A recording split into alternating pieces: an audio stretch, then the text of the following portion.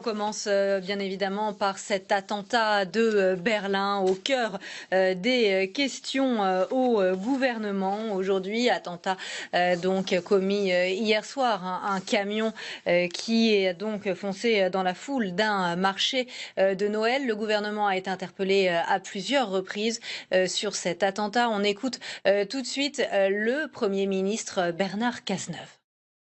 Vous me posez la question de savoir si on fait plus aujourd'hui qu'hier. Mais nous faisons depuis des mois le maximum. Et ce qu'a dit Bruno Le Roux hier, et je le remercie de l'avoir dit et de l'avoir fait, c'est que dans le contexte de menaces, des circulaires, des directives ont été adressées aux préfets, rappelant les dispositifs que nous mobilisons et qui sont considérables. C'est une grande partie des forces de sécurité intérieure et des services de renseignement qui sont mobilisés, la plupart des effectifs de la sécurité publique, près de 70 unités de forces mobiles, Monsieur le ministre de l'Intérieur, une dizaine pour le contrôle aux frontières, le reste pour la lutte antiterroriste. Donc je veux que la représentation nationale et à travers elle les Français soient bien conscients que ce gouvernement et avec lui ses partenaires de l'Union européenne agiront de façon déterminée et avec la plus grande fermeté et la plus grande force, sans trêve ni pause, pour assurer la lutte contre le terrorisme, parce que cette guerre contre le terrorisme, parce que nous portons des valeurs universelles dans la cohésion de l'Europe et dans l'unité nationale, nous la gagnerons.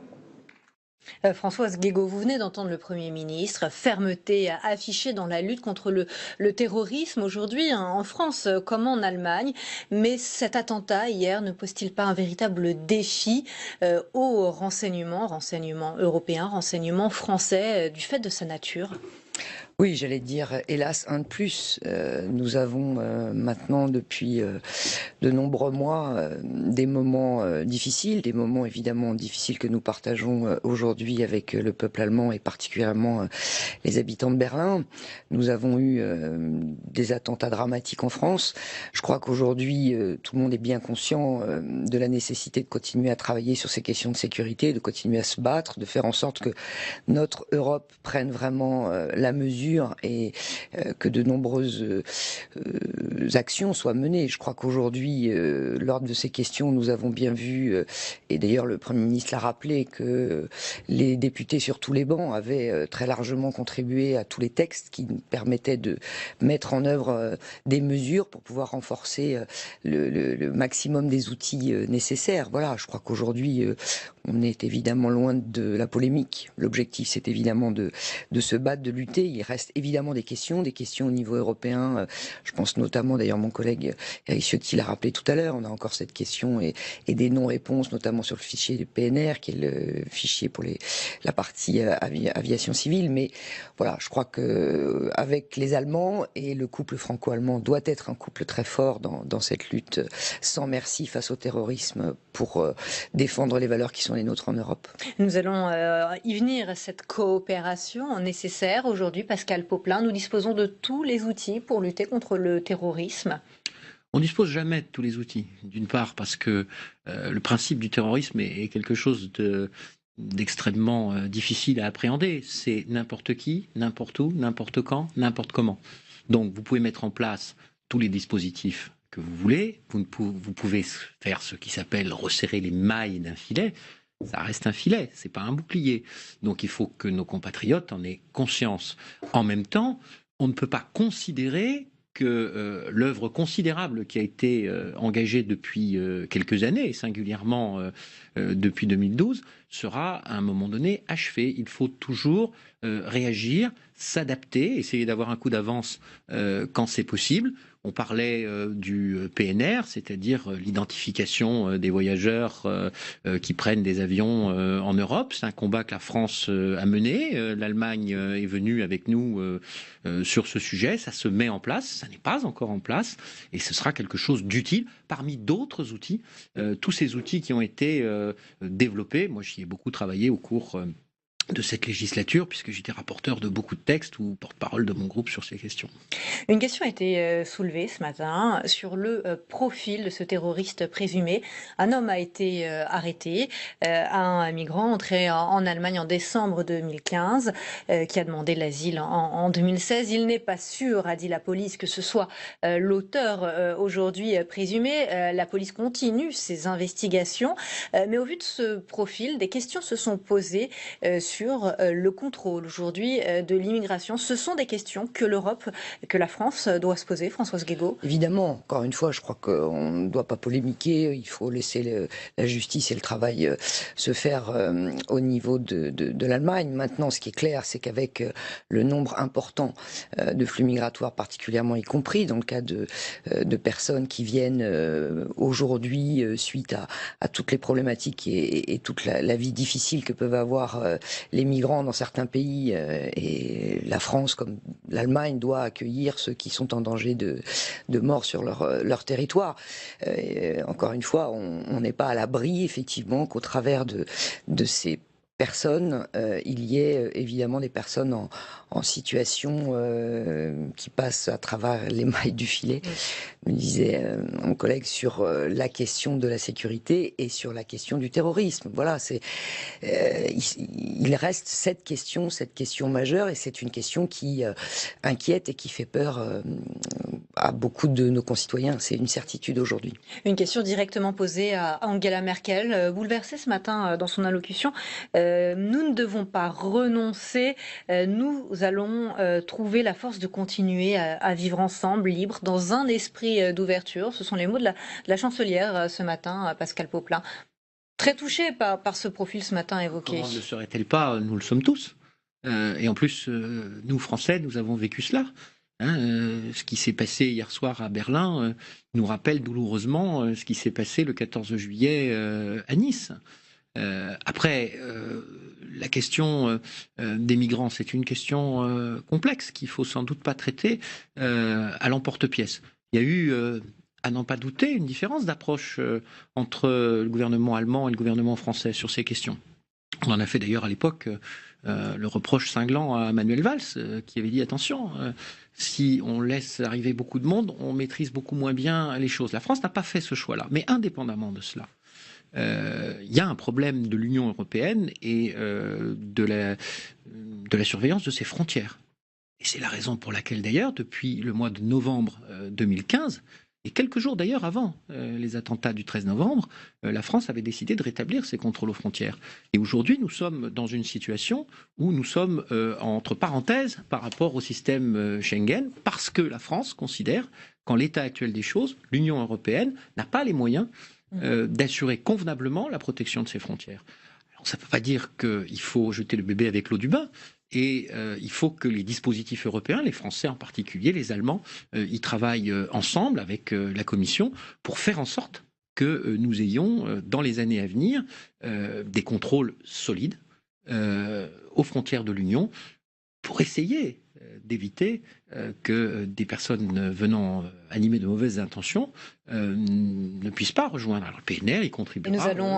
Nous allons y revenir dans un instant. Tout de suite, une réaction politique en direct. Fernand Tavares est avec Éric Ciotti, le député Les Républicains des Alpes-Maritimes. Éric Ciotti, vous avez interrogé tout à l'heure le Premier ministre. C'était un grand moment d'émotion, une fois de plus dans cet hémicycle. Bon, c'était pas l'unité nationale à 100%, mais presque. Vous avez quand même interrogé M. Cazeneuve pour lui dire « Est-ce que vraiment vous en faites suffisamment pour la protection des Français ?» C'est ce que vous ressentez, vous, qu'on pourrait faire encore plus ? C'est pas moi qui l'ai dit, c'est le ministre de l'Intérieur lui-même, puisque sa déclaration d'hier soir disant qu'il allait rehausser le dispositif de sécurité démontrait à contrario qu'on pouvait aller plus loin. Donc j'ai demandé au Premier ministre quels moyens supplémentaires, notamment dans cette période extrêmement sensible, les fêtes de Noël, symbole de notre civilisation et donc cible potentiellement privilégiée, allaient être protégées. Mais bien entendu, nous sommes dans ce contexte d'émotion qui nous associe avec nos amis allemands. L'Allemagne a été touchée, Berlin a été touchée, comme la France et Nice avaient été touchées dans des conditions extrêmement similaire le 14 juillet dernier. Cet attentat nous rappelle que nous sommes en guerre, que l'Europe, que les démocraties, que la civilisation constituent une cible pour ces barbares et que nous devons y répondre par tous les moyens. Nous sommes en guerre et nous devons gagner cette guerre en réarmant nos États démocratiques, en étant plus efficaces. Il faut que la coopération européenne en matière de lutte contre le terrorisme et de lutte contre l'immigration illégale soit plus performante, soit plus rapide. Par exemple, totalement anormal que l'on attende 7 ans pour mettre en place ce fichier, toujours pas d'ailleurs en application, ce fameux PNR qui recense les passagers qui fréquentent les lignes aériennes européennes. Il n'est pas normal qu'il n'y ait pas de saisie biométrique des données des migrants qui franchissent les frontières extérieures de l'Europe de façon systématique. Je prends ces 2 exemples pour démontrer qu'il y a des failles et que la coopération européenne doit être plus performante, plus rapide et plus forte. Demain, au Conseil des ministres, on va parler de la légitime défense des policiers. Vous en aviez déjà pas mal parlé il y a quelque temps. Alors, est-ce que vous pensez que sur l'ensemble du territoire français, il faut agir en ce sens ? J'ai défendu par 3 fois à l'Assemblée nationale un texte donnant à nos forces de l'ordre des véritables conditions de légitime défense. Pourquoi ? Parce que notre devoir, notre responsabilité est de protéger ceux qui nous protègent. Les policiers, les gendarmes sont en première ligne dans la guerre contre le terrorisme et ils le font avec un courage qui force l'admiration. Il faut les soutenir, il faut les protéger et il faut les exonérer des menaces juridiques qui pèsent sur eux, notamment lorsqu'ils interviennent. Aujourd'hui, un policier, il faut le savoir, ne peut intervenir, ne peut faire usage de son arme quasiment que lorsqu'on lui a déjà tiré dessus. Ce n'est pas normal. Le gouvernement, nous attendons son texte, nous verrons bien ce qu'il fera.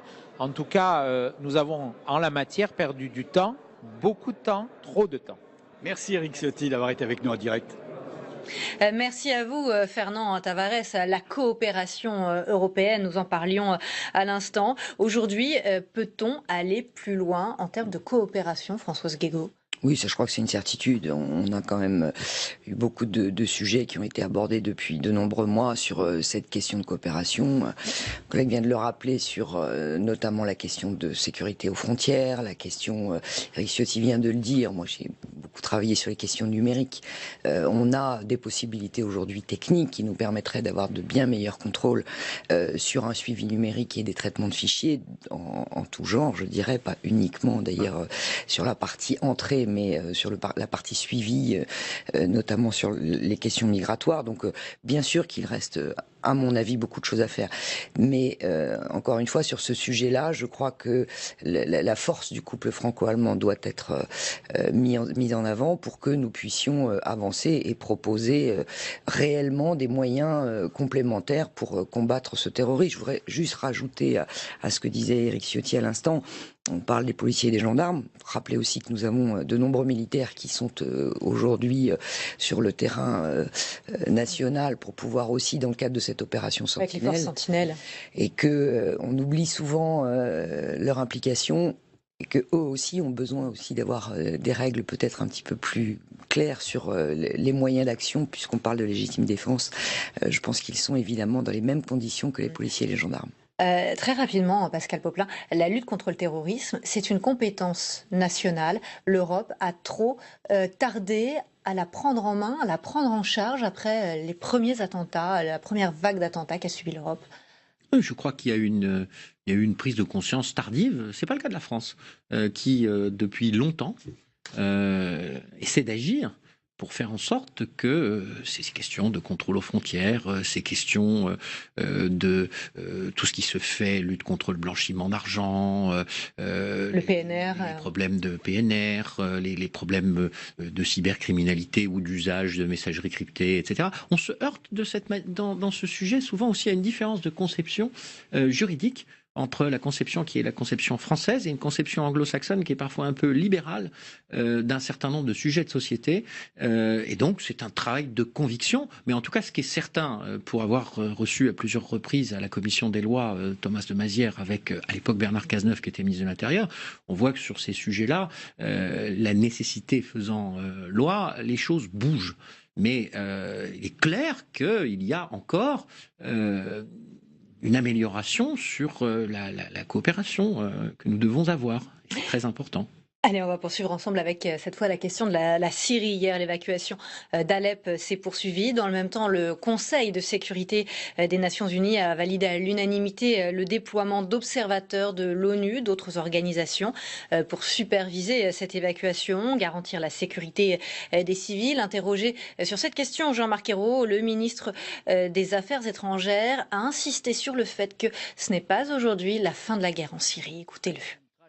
Il faut que la résolution 2254, qui prévoit les conditions dans lesquelles une solution de paix doit être négociée à Genève, se soit mise en œuvre. C'est ça la vraie réponse, la réponse sincère.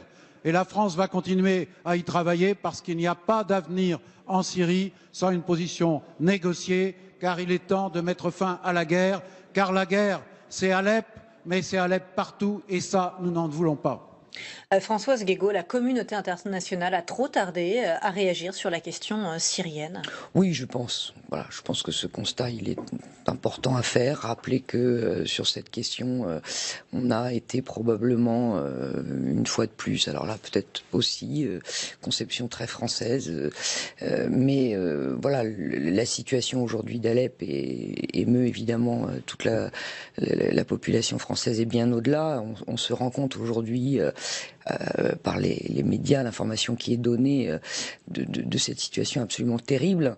Mais je pense, hélas, que cette situation va perdurer, qu'on est très loin de la résolution d'un conflit, que ce conflit est évidemment un conflit contre cette barbarie, ce terrorisme qui mettra encore bien longtemps, hélas, je pense, à se régler. Maintenant, je ne peux que me féliciter de cet accord qui est arrivé hier et il faudra maintenant vraiment que, au niveau européen, que tous les pays concernés se mettent autour d'une table et qu'on arrête, voilà, d'être peut-être un petit peu trop crédible sur ces sujets-là. Et je pense que là-dessus, on a une vraie responsabilité. Le conflit est loin d'être terminé aujourd'hui, Pascal Popelin. Non seulement il est loin d'être terminé, mais on a du mal à voir quelle peut être l'issue, parce que les différents protagonistes au niveau mondial ne sont pas tous clairs. Sur ce qu'il faut pour la suite. C'est complexe. Vous pensez à la Russie ? Je pense à la Russie en particulier, qui, pour la première fois là, n'a pas fait valoir son droit de veto au Conseil de sécurité des Nations Unies. Mais vous savez, on ne peut pas refaire l'histoire. Mais moi, j'ai quand même un regret.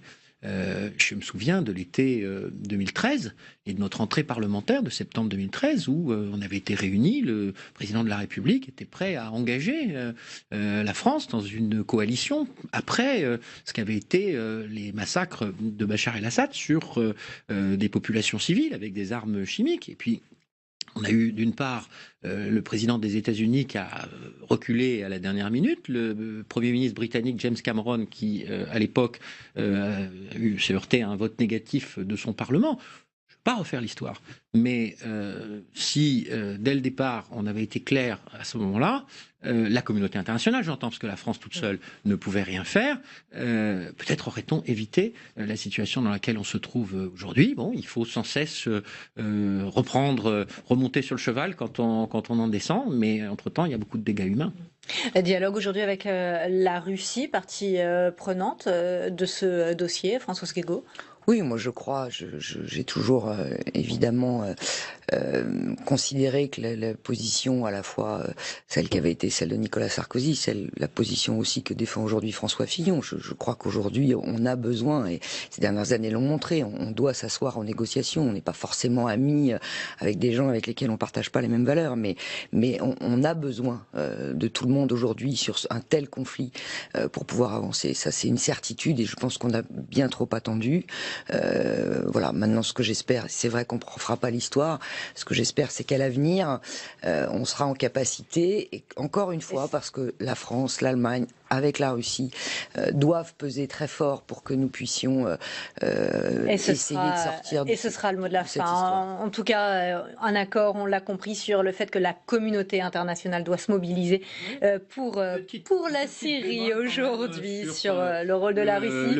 Ce sera l'objet d'un autre débat sur ces questions. Merci à vous, Françoise Guégaud, Pascal Popelin, d'avoir participé à ce débat. C'est la fin de Questions d'actualité.